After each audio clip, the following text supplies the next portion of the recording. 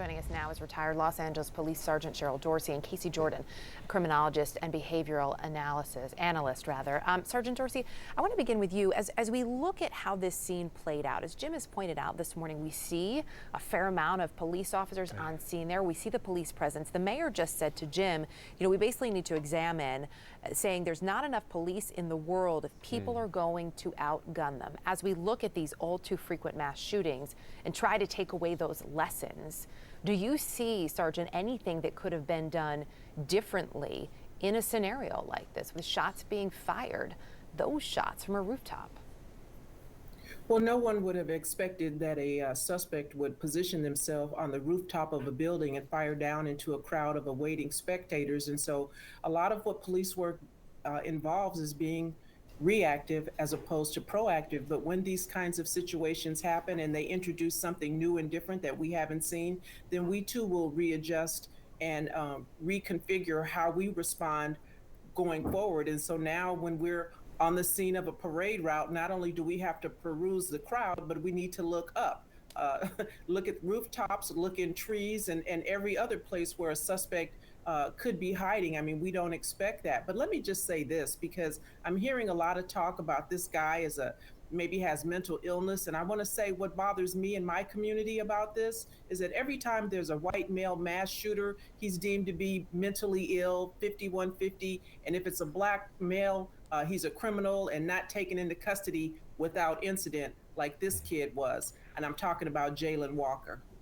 Well, the other issue on mental health as an explanation is mental health experts, including the American Psychiatric Association and others, note that only a very small percentage of people with diagnosable mental health issues commit violent acts, and a small percentage of violent acts are committed by people who were diagnosed with something prior. And Casey Jordan, you're a criminologist, a behavioral analyst. So often we see warning signs after this. I mean, the social media posts of the suspected shooter, but there was, to our knowledge so far, no formal mental health diagnosis here. I mean, can you police the whole population for the folks who might want to shoot someone? I mean, that's in effect what folks who make that argument are asking. Correct. And for everyone like me who actually went online with the intent of doing some analysis on this young man yesterday before they pulled all his social media down, the images that he depicted were very artistic but very disturbing, including the lyrics to his music. He went by Awake the Rapper, but he had incredibly disturbing images that we would call leakage, and yet none of them would rise to the occasion of getting him legally, civilly committed. And it really does raise the question. I mean, now we're all Monday morning quarterbacking. Look at all these animation of people in pools of blood, and he has a Lee Harvey Oswald headline over his shoulder. He depicts his own demise. The real question is, it's not a promise of violence per se until they get the gun. So when does it cross over? When do you say, oh, he's clearly mentally disturbed, but that's not mentally ill? When they go and get the gun, that's crossing the threshold into a promise of violence. And that's what we really need to do. We can't see mental illness under a microscope, but we can hold a gun in our hands and do something about that and try to keep them out of the hands of the people who are exhibiting these warning signs. Well, you look at a state like Illinois, which does have, some of the strictest gun laws in the country. They have background checks. They have red flag laws. We look at all of this, Sergeant, and sort of to the points that you're both making here, right? I mean, here we are. Sadly, Jim and I were texting about this yesterday, and I said the two words that keep coming up to me are horrifying and absolutely predictable. Of course, in this country in 2022, sadly, we would be talking about a mass shooting at a 4th of July parade. And so, Sergeant, as you look at this and how this is playing out every single week, the excuses that we hear across the board, do you see anything really breaking through? Do you see that we are at a point in this country where people actually want to have a substantive conversation about what needs to change?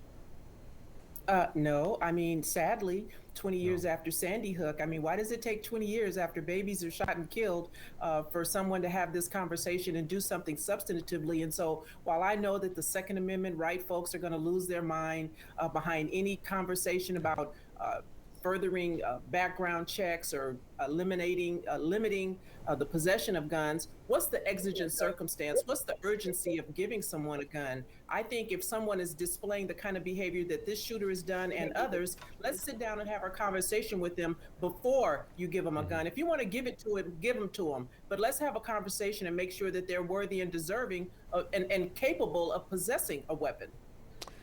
Casey Jordan, the other explanation you will hear often from pro-gun advocates is that, well, it's not an issue of the guns, it's an issue of a culture of violence.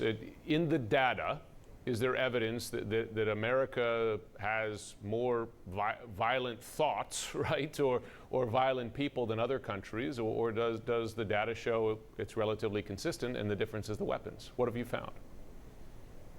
It's the weapons. I mean, what we have in America is freedom of expression. We have incredible freedoms. We can say just about anything other than a threat against the president, and it will be excused under the First Amendment. If you look at what has happened, and I hate to beat the dead horse, but look at what happened in Australia after Port Arthur. Within 6 months, they removed guns. When you look at Dunblane, Scotland, within 6 months, the guns were gone. And it has made a massive, massive difference. So we are going to be free to be mentally ill, to have violent thoughts, to express them.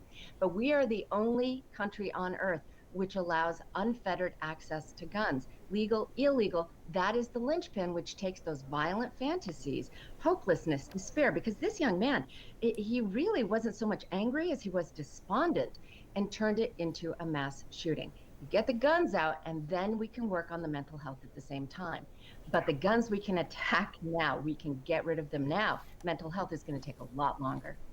We can, but is there the will to do that? And sadly, it often falls on politics. Casey Jordan, Sergeant Cheryl Dorsey, a lot more to talk about with this. Appreciate you both joining us this morning. Thank you.